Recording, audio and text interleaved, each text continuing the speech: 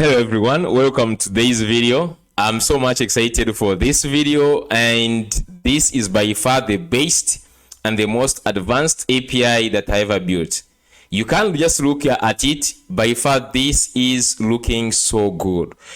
This kind of documentation, this kind of API that I've built, I really feel like so much advanced right now.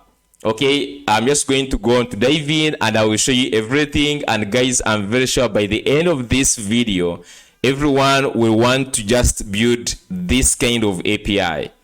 The fastest API that I ever built, lightweight, Jesus, like this is so good. Let's dive in and I just show you what I've been working on. This took me about 1 month working on it to look like this, okay, to make sure that everything is so perfect. Okay, I'm just going to go, of course, in the demo to demo for you how everything works, what this is and everything. But to show you what it is doing, this is an API you can see here, and it is looking awesome. At least all of you can agree with that. Now, I'm just going to talk about this API. This is not just like any other normal Next.js API. We're not using Next.js API. We're not using Node.js API. We are using the Hono API. We're using Hono, which is a TypeScript framework. Okay.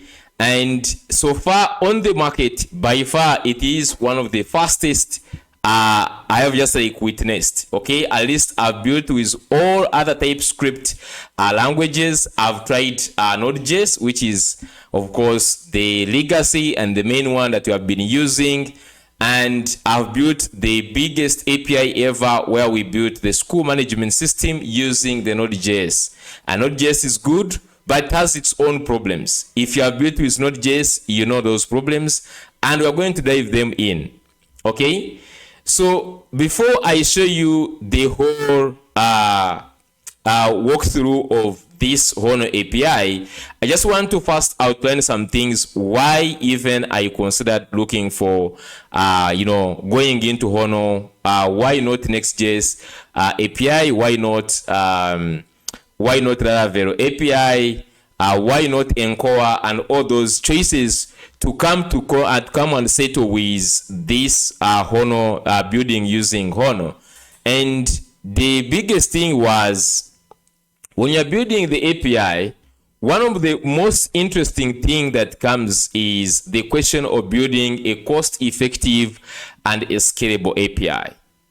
Now, this word is to be in the same sentence, it is almost never achieved. This is something like is ideal.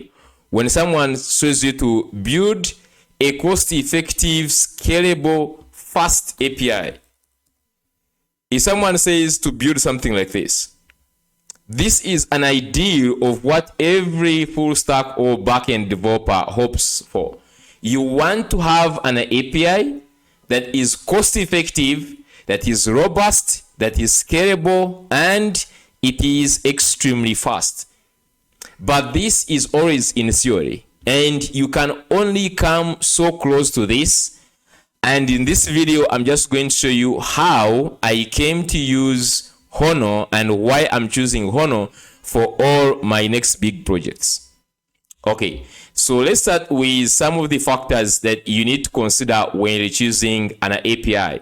And this is my own opinion, guys. You can just always comment in the comment section. You tell me your opinion when you are choosing which language or which language you use to build the API. And for me, in my journey as a self-taught and a full stack developer, these are some of the things that I've been using to choose why I'm using a particular language. The first one by far is the cost. Guys, we all know why we're using Next.js API. The reason why we all use Next.js API is simply it is free to host. So if you find like you're going to build maybe an API as a developer, so you're building it using, you're building it, maybe it's a hobby. You're building a full stack e-commerce that you want to showcase to maybe potential investors or employees. You want to show them that you are able to build a full stack application. You are able to build an API. You need to have a way you can host that application or that API, and you show it to your investors, or you show it to to your employee, your employers. And if you're using, for instance, Laravel, and you don't have money to buy the hosting, you cannot show that API to anyone. And for me, when I was learning, this was one thing that really gave me hard time, because I started using PHP and I was using Laravel, and I couldn't host any of my projects. And this was a very, very big block to opportunities. I could tell someone that I know to build, and the guy tells me to send him at least 2 projects which are full stack, and I cannot show them. Why? Because I cannot manage money to host. The second one, of course, hosting and database. For instance, if you're using MySQL and maybe you can't find a free MySQL database online, you're going to be actually in problem. So this is a very big consideration that you have to look at: the cost of running an API, or even a cost of running your full stack application. And this brings us to serverless. The easiest and the best way to really reduce the costs of running your API is using serverless, because there are so many platforms right now that are offering free serverless architecture. We have Vercel. We all use Vercel for our hosting simply because we can put our full stack application and they host them for free. And there are some other platforms like Amazon, AWS. They have Lambda. It also hosts serverless functions. We have Cloudflare. We are going to talk about this more. We have Cloudflare. You can, of course, just go ahead and host your Cloudflare. Of course, it is also a serverless environment. So really, that's one big reason why you might choose Next.js, for instance. So here, Next.js, we have been using here, all of us, on cost. You find that we have been using Next.js. Okay, Next.js API. Just as simple as that. The second one, that why you want to choose, you might just choose, is the speed. Okay, so the speed, this one is going to be arguable. People can argue about how fast, or this one is the fastest. Someone can say Java is the fastest. This one can say Ruby is the fastest. Everyone can just come and claim. But as you start writing code and deploying these things, you will understand which one is fast. And you look at something like bundle size. Some applications really are huge and they have large bundle sizes, and this can attribute to being somehow slow. And then we have the runtime. Okay, others run in a serverless environment, others run in the edge environment, others run on servers. So this can be arguable, but you want something, or you want API that is so fast. And this one has a lot of reasons, or there are so many ways that you can choose what is fast. Normally is on the bundle size. That's what you can just like check on, because other things like other factors might be within the code that you're going to write within that app or within that programming language. But bundle size is one of the things you can look at, right? Even the runtime, like as are multi-threaded. And that's why we are going for something like Encore. Okay, so just like going for something like Encore, and Encore was promising because of being the fastest. If you remember, I was looking at it, and that's why I even made a video. They made this whole thing of being the highest and most performant programming language, TypeScript programming language of all time. I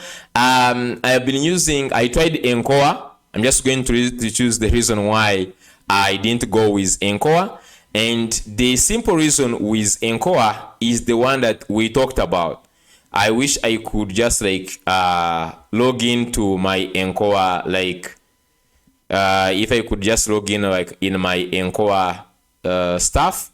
But one of the things to run an Encore application after trying and deploying it, and even I was so ready to put it on Amazon AWS, one thing that you have to understand is if you are going to deploy it like on Amazon or anything, you are going to charge you find you're running at $35 per month. That is the least package they have, $35 per month. And this was a turning off for me, because I know the people I'm building for, and even myself, I cannot manage to pay that maybe per month when I'm just like building out a prototype. So it can be the fastest, but then it goes back to these things like the cost. So Encore was it was actually very fast, but it was very expensive. That one goes out. And this is one of the reasons so far that we are choosing actually Hono. Okay, because if you just like go, if I just go to Hono, can I just say go to Hono, just documentation. So if you just go to Hono here, this is the first, as you can see here, lightweight. So it has these two keywords, like this is very fast, and you can just go on GitHub on their GitHub, and you can look at the bundle, you can look at the bundle size of the application. It's about 14 KBs. This is extremely lightweight, and it does not install a lot of packages. They come when they are already in. That's why it is lightweight. So another thing that you can consider while you're just like going to build this is scalability. And when you talk about scalability, it is something when you're just like a beginner, you don't think about, you just like build everything just together and you don't mind. And it is okay if you're just like beginning. But I've just reached a level in my career whereby now I'm looking at building really big applications, and people come to me with really, really big applications. And one of them was this school management system. Okay, building a school management system really taught me a lot of things, and it made me to start seeking for the better ways of doing things. Like this has like really a lot of endpoints that we created. And if you think this is big, now this is the update like one of my clients asked me to make. Okay, so this is like an updated version of the School Pro. And this is by far very huge compared to the one we did. It has so many departments, and he wants everything the way it is in here. Okay, like he wants everything like this. And I'm very sure some of you might want a system like this that covers everything. You have academics, online, admissions, lesson plan, generators, like you have here it even has a student CV builder. You are catering for transport, certificates, like ID cards. So like this is a very huge API, right? And if you're going to build something like this, you start thinking about scaling. Like, how am I going to manage this code? Because if you're like two guys in this code base, or even a team, you have a team of guys on this, you need to start like looking on the best ways to build this. And after building the other School Pro, this one, I really come to make a lot of decisions on how I should handle really huge applications. And this also taught me a lot of things. Documentation. Like when you're going to build this kind of huge app, you need a very nice documentation. The way you see this one.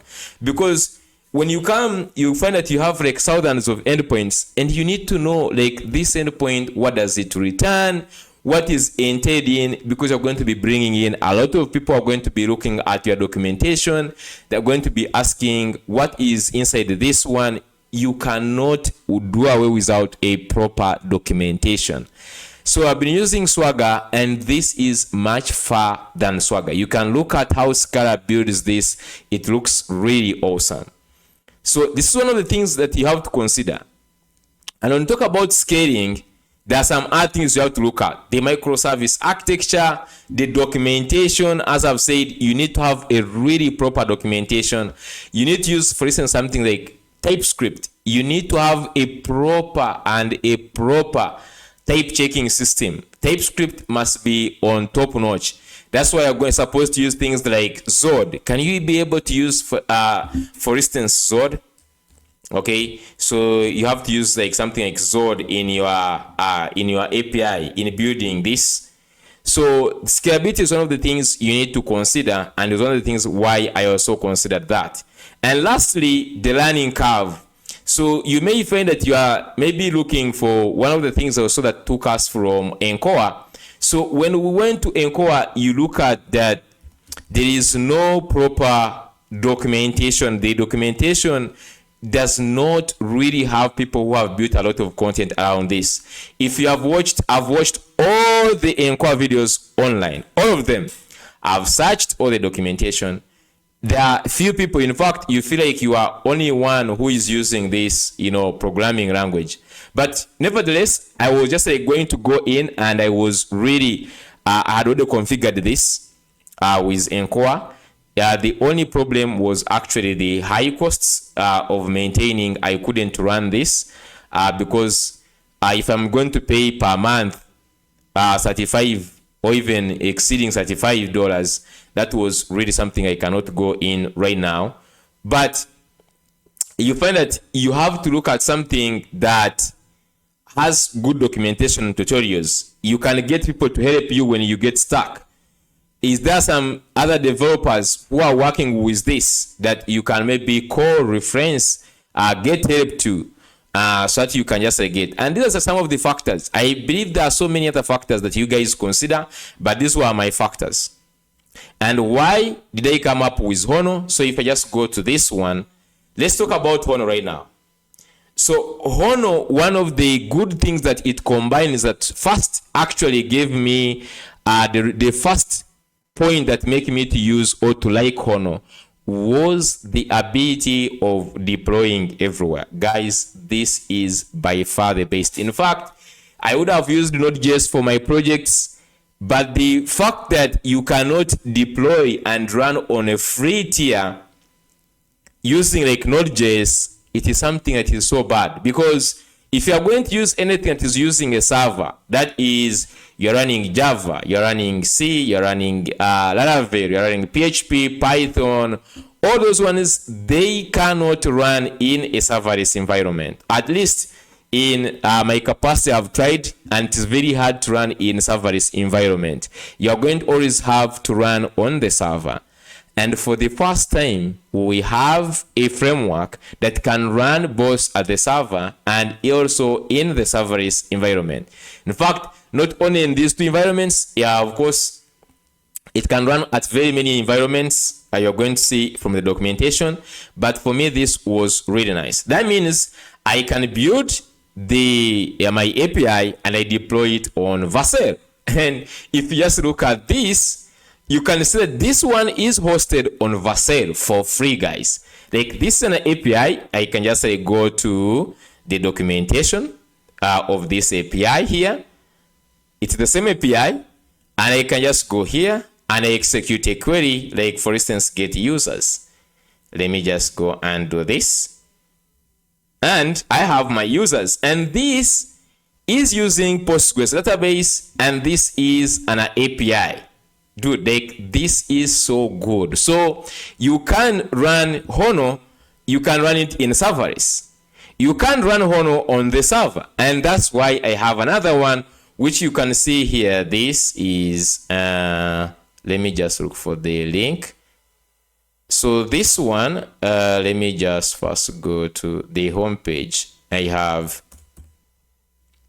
this one is running on Node.js Runtime. So this one is hosted on Ray. So you can see this one, I've hosted it on Ray, and this one is running as a server. So this one can do all the tasks as the server. Like it can go and do all those long processing of maybe AI prompts. It can do all those bigger things that needs a server. At the same time, I can run it on serverless, and on serverless, I can just run it this on the Vercel Vercel Edge. Of course, you can even run it on Vercel Node.js Runtime, but still the serverless environment. And lastly, of course, I have it also running on Cloudflare Workers. You know, this is also running Cloudflare Workers as a serverless architecture. Like, this was one of the biggest and the turning points why I like Hono. Okay, so another thing is you're going to look at that out of the box. These guys, they have TypeScript. It comes with baked in with TypeScript. Fast hand with TypeScript. It comes with a lot of middlewares, and lastly, it is compatible with with Express. Like, if you have been using Node.js Express, it is still having or using the same ecosystem. So the first one is universal deployment. You can deploy on Node.js, serverless, Edge, and so many other things. The second one, it is one of the fastest. If you just go and maybe, you can just go on DeepSeek, and you are like in the TypeScript and JavaScript frameworks. Okay, frameworks. Which one is the fastest so far? So like I'm not sure what they will bring, but I'm very sure that Hono is going to be amongst those ones. Okay, of course there are so many. You can see here I think I have to I have to go ahead and specify the ones I want, because it's bringing the Astros vet. These ones are not. I just want let me just edit this. JavaScript backend frameworks, e.g.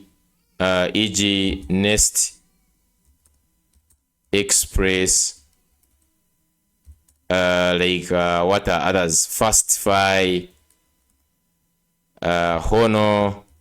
You can just go ahead and just put your your comparison, and you check which one is the fastest. But you're going to set one of the fastest they are going to be bringing is they're going to be doing you the Hono and so others. Okay, so you can just go ahead and look at the comparison. Site is slower, blah blah, and this, I think, I don't know why you compared the benchmarks. I should have just tested this area. So let me just go back here to this here. So optimized for performance because of the lightweight. Then modern features, built-in support for WebSockets, WebAssembly, and edge computing. TypeScript fast. Then middleware ecosystem compatible with Express. So like all the things you have been using in Express, you'll find them working in Hono. In fact, you can write all your Node.js you have been writing in Hono, and it works. Then for efficiency on edge platform like Cloudflare Workers. So it was designed to be built for Cloudflare, and that's why I have it deployed also on the Cloudflare Workers. Next, zero dependencies and all this. Okay, let's just dive in just to show you how Hono works. Okay, building an API using Hono is really easy. So from their homepage here, you can build just by calling this, and this is very familiar. I believe for all programming languages, I've not used some languages I've not used, maybe Alicia, and others haven't used them. But from what I've discovered, whether you're using Laravel, whether you're using Node.js, whether you're using which programming languages, the architecture of building an API is always the same. So let's just dive in just in a second to dive in the complexities. So if you just look at this, building an API really is always the same, and it is entailed of two things: the path when you just like go to this, and always the controller. As simple as that. You have the path. When someone visits, like for instance, /users, let me just get an example here. When someone just goes to this path /user1, and then there is always a controller that is going to do something. For instance, as you can see this one, a controller is a function that is going to return something. It can return a JSON, it can return a text, it can do anything. But basically, that's how you write an API. Get that for all, whether you go to Laravel, whether you go to Node.js, you're going to find that you have the same architecture. You have the path when someone visits in the browser, and then you also have the controller. What is going to be returned when you hit that path. And that's how simple you can build an API in Hono. As simple as this. Okay? Now, of course, building an API gets more complicated. And the reason why it gets complicated, if you ever started, whether you're building with Express, everything starts when they are easy. They are small, they are easy. The problem is when you start getting in something like this. So you have been building and you have like 2 endpoints. But here you have, for instance, so many modules, and each module has like 10 endpoints. So later you're going to have like API which is having like maybe around 200 endpoints. So, and each endpoint, if you look at the endpoints are like getting more bigger. For instance, when you go to this user 1, the user might not exist. So let's say you're just like getting the user, find user like this. The user might not exist, and then you are returning these kind of responses. Okay, you have different responses. You can see here we have the response of 404 and the response of 200. This is where the API gets a problem. Okay, and the more you have like so many responses that an API endpoint can bring. To give you an example, if you go to an API like this one and you go to create, let's say go to post, and when you go to post, for instance, you can look at here we have different responses, a 200 and a 422 response. You have also to tell what are the possible errors. For instance, here the success and the error object, and you can even see that I have an example. When I hover here, I have an example of an error object, how it looks like. In fact, even here you can see that you need to explain this. Someone who's going to use your API is going to come here, is like, okay, I'm hitting these products, that's the endpoint, is going to be a post, and this post has 2 responses, like the 200, which brings back this, and then maybe this 422, which have this. Okay, and it looks something like this. Then you have also to generate a documentation like this, which forces you to go ahead and use open API documentation, because this is the standard. So you look at the documentation, you look at the types. So this goes into an API endpoint to look something like this. So for one API endpoint, by the way, this is the application that I'm just going to use for explaining. Okay, so you have an endpoint that one single endpoint has a lot of things. Let's say this is the route, and the routes, I have here these endpoints, and this is the best way to structure your app. Like you're going to find that I can have routes, and then I can define even departments within the routes. But so far, I have just only 4 routes. I have this, users, I have products, home, and auth, and even API keys. So let's say, look at an example of products. So you refer that on a scale level, as we talked about, let me just go back to this up here. You will see that the API is going to be always having more parts. It can has the handlers or the controllers. You will find that all the controllers of a certain endpoint, you have to put them alone.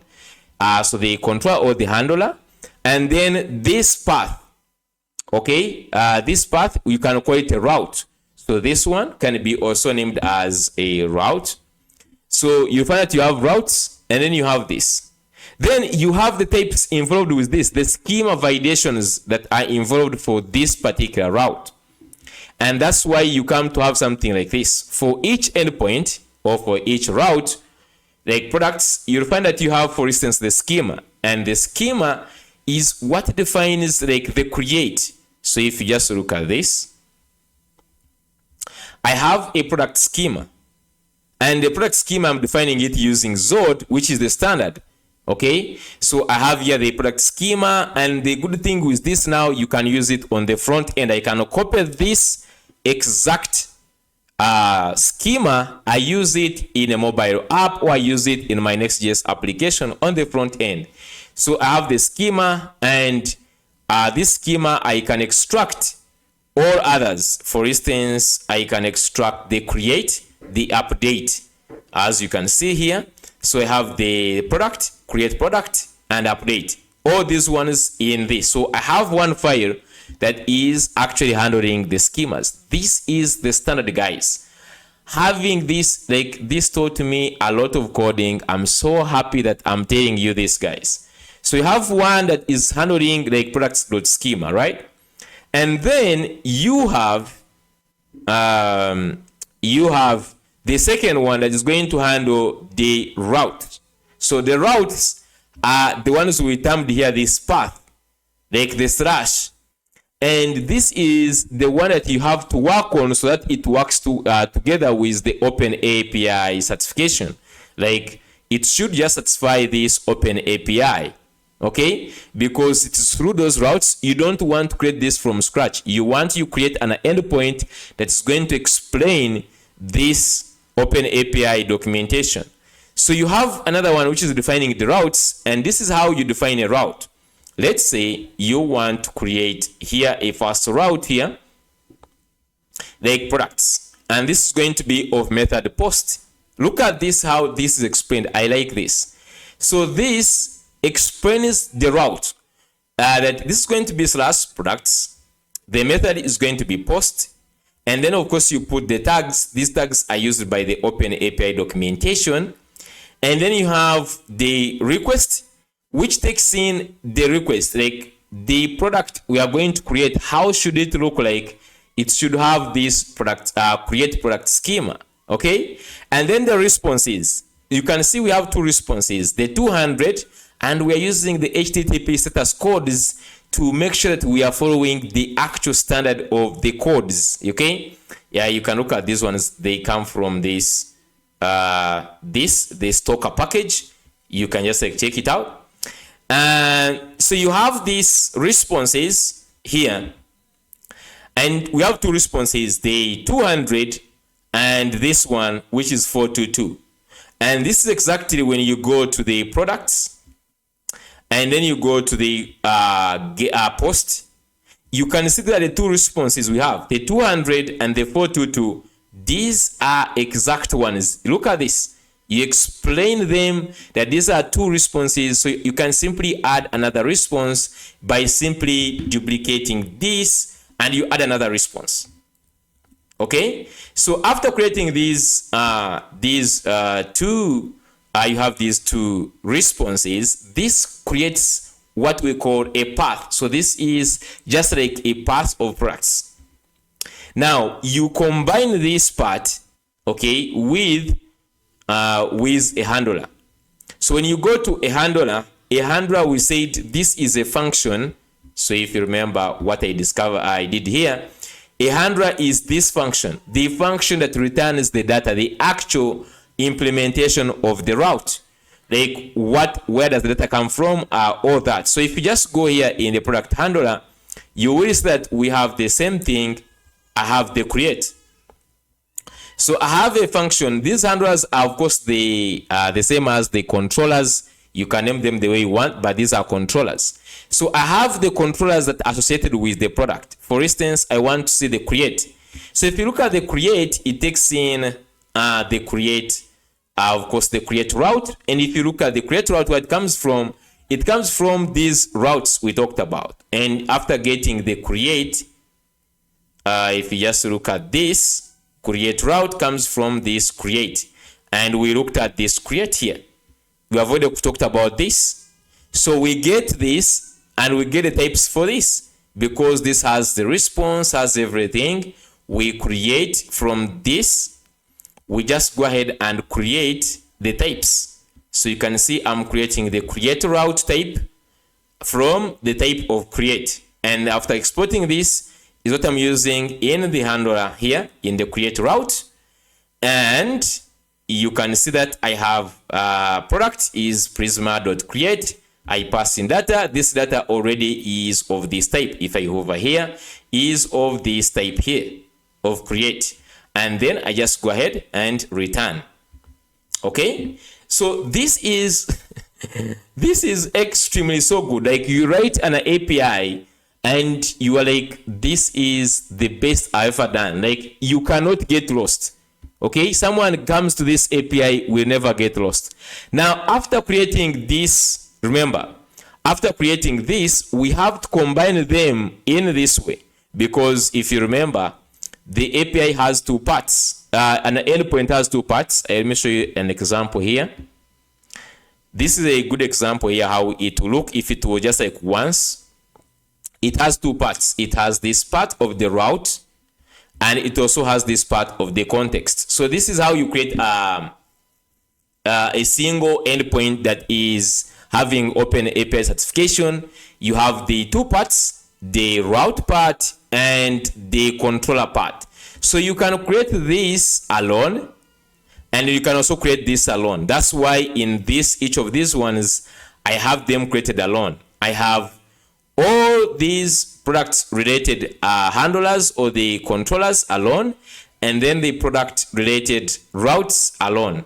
And then afterwards, I can join them in the products.index. And look at how I just joined them. You have, for instance, the create, routes.create, and it just goes with handler.create. Look at this. So this is how you create a certified open AI, and this comes when it looks something like this.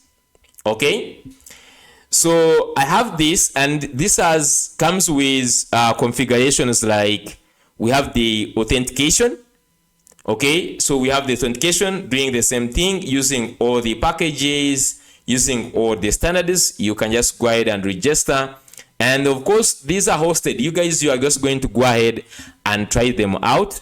Okay, you just go ahead and try these APIs and try them out. They are going to be here. But most importantly, why I made this video is I'm just going to be using this in most of my other builds. Now, if you want to go a step by step on how I built this, I'm also going to leave this documentation, building this here from the start. Okay, I have a full documentation that I created here. Maybe in the future, I'm going to transform it to put on the code mint to make it a better one. But this is a step by step I used to create this whole entire API. Okay. Now, if you want me to build it from scratch, I just need to see you in the comment section.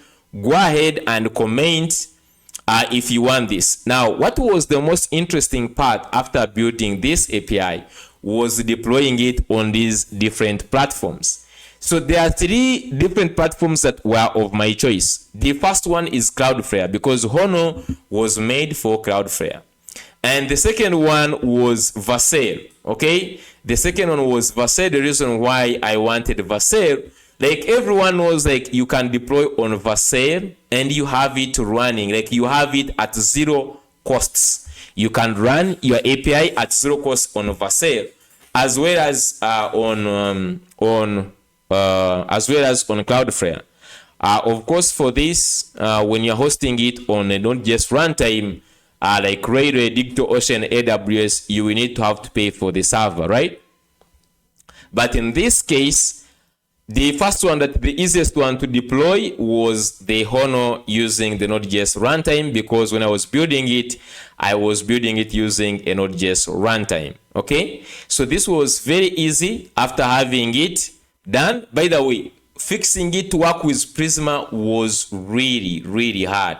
But I have even Prisma working. As you can see, it is set here very nicely. So this was very easy to deploy. When it comes to deploying it, I went ahead and deployed it on. So I deployed this on. Let me just go to. I'm just going to go to what? Really, I'm just like tired, guys. I've been coding for about from 3 a.m. I've been coding up to about 1 p.m. Like, that was really. So I just went ahead and deployed this. You can just like go ahead and just like see. I don't know if this is the one or something. I don't know. This is the one. So I went ahead and deployed this on Ray and it deployed successfully. Okay. This one now, you of course, if you're using Ray, you can be on the freemium or like you pay. But afterwards, I actually went ahead and deployed it on Vercel. So if I just go to Vercel, I went ahead and configured this to deploy on Vercel. Okay. There are a lot of changes. There are some changes, not so many, but there are changes you need to make so that it can deploy on Vercel. But you can see I deployed this on Vercel. Okay, this Hono API Stackit Vercel, like this is deployed on Vercel. You can see all these are the deployments I made and they were all successful. So after this, the last one was deploying this on Cloudflare. Guys, you know, when you're writing Cloudflare, you know, these days I'm using Cloudflare and AWS. Guys, if you're using Cloudflare, this is a whole different language altogether. Leave alone, you have been writing Node.js. You know, as these AI things are coming in, if you're a full stack or a backend developer, you need to get really your hands dirty and get into these solid things like AWS, Cloudflare. You don't have to fear them. Simply go in and, you know, so I went in and the first thing that you hit is Wrangler, guys. I don't know if that is the same spelling. The Wrangler. You have to learn how to use this Wrangler thing. Okay, I don't know if I have here the one thing here. Let me see if I can open the one that Hono Cloudflare. So this one.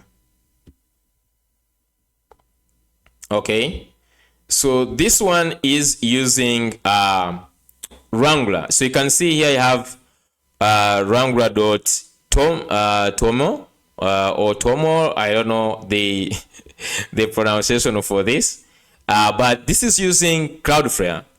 Okay, and now this Cloudflare does not use even .env. This uses things like dev.vars. Like if you start like using this, you realize that you are into a whole different programming language, right? You're using a whole different, so configuring this was really hard. It took me time to make sure that I configure because you change a lot of things on how you deploy and how you build this. But I managed to convert the starter kit into using Hono and Cloudflare, and by the way, and using Prisma. Like if you put Prisma into this, it becomes even more complicated, but I configured it to use Prisma. Okay, you can see here it is using Prisma, and you can see in the Prisma, if you want to know this can get complicated, you can see in the Prisma we have get Prisma. It's a function which takes in a database URL. Okay, so this was really interesting how everything is done. So basically I have it configured and it is running on Cloudflare. Basically the only thing you have just to do is simply add your endpoints and everything is working. So after configuring it on Cloudflare, it took me time. One thing you have to note, if you are going to deploy Prisma, if you are going to use Prisma and Cloudflare, you must use, I repeat, you must use the Prisma, you need to use the Prisma Postgres. Do not use, for others, like Next.js, you can use Neon. But specifically for Cloudflare, if you're going to host on Cloudflare, you need to use Prisma Postgres. I tried it, all others, they are not working.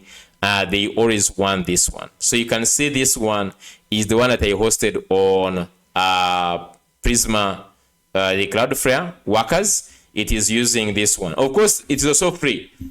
This is also free, so you do not need to worry about anything. So yeah.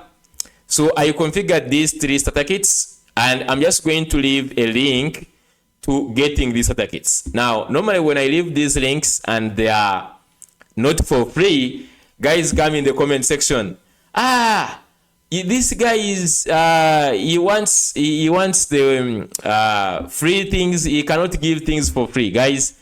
Like, this took me around about like 40 to 60 hours of development time to make sure that I have this compatible with Node.js, compatible with Cloudflare Workers, and also compatible with Next.js Vercel.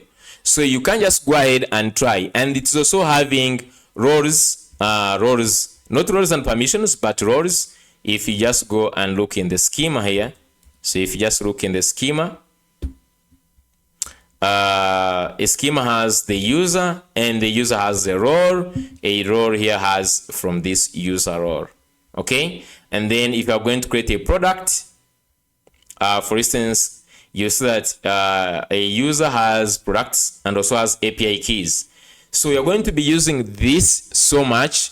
Okay, so we have also the API key generation in this. So if you just go, for instance, to one of these, and then you go here to API keys like post, you can see that this one needs a user ID. Okay, needs a user ID and a name. You need to have these 2 things. So you just go first get the users. For instance, let me just go to get, go ahead and get this test, and let me get just a user ID here. So I'm just going to go ahead and copy this ID, Control C, and let me just close this, and I'm just going to go here on API keys, post, and let's go ahead and test this.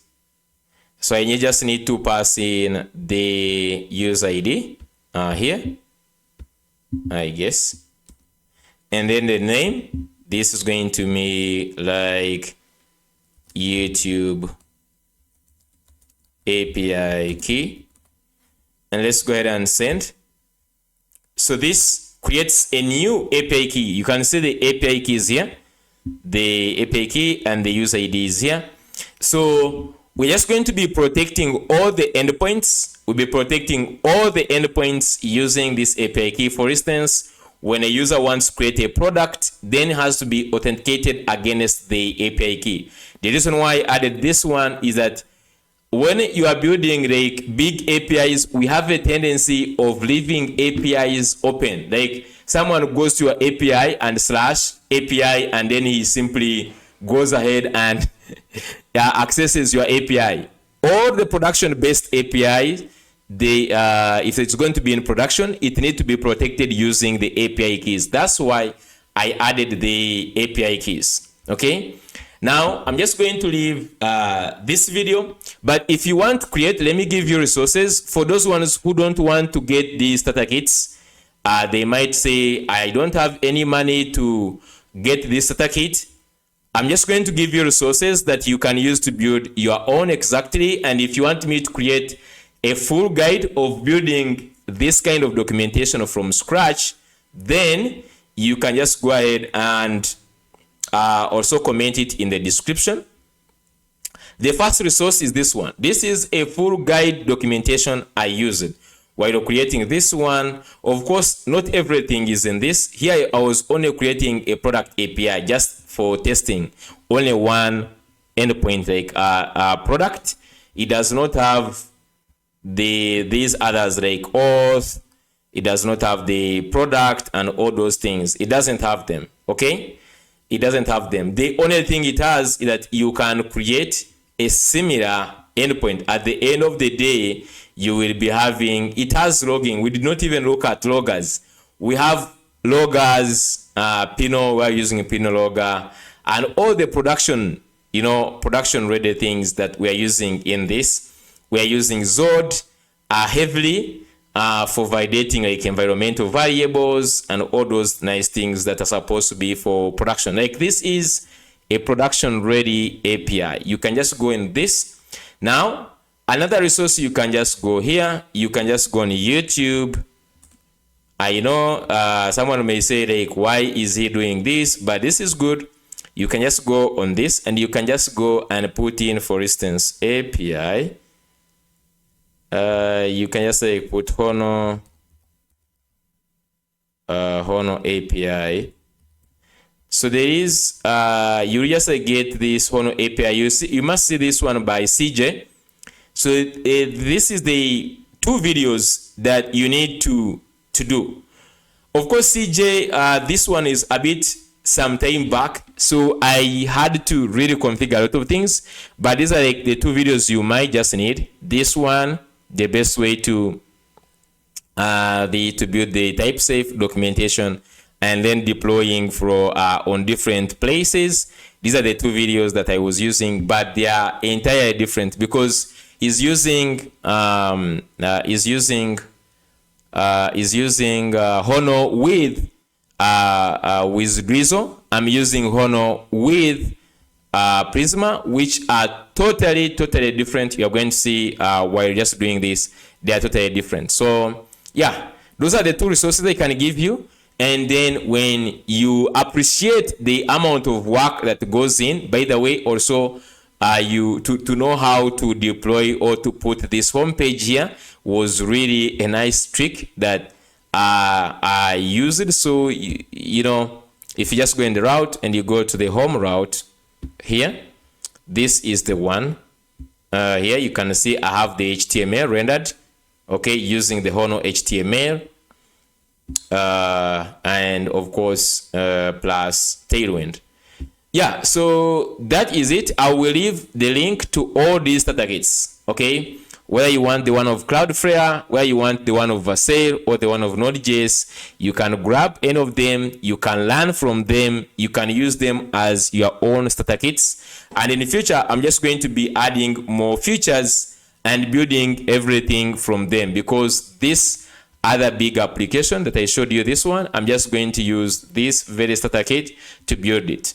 Okay, yeah, so thank you so much for watching this. I'm just going to leave the link to all the resources that I've mentioned, including the starter kits, in the description, in the comment section. Go ahead and check them out. I will see you in the next one.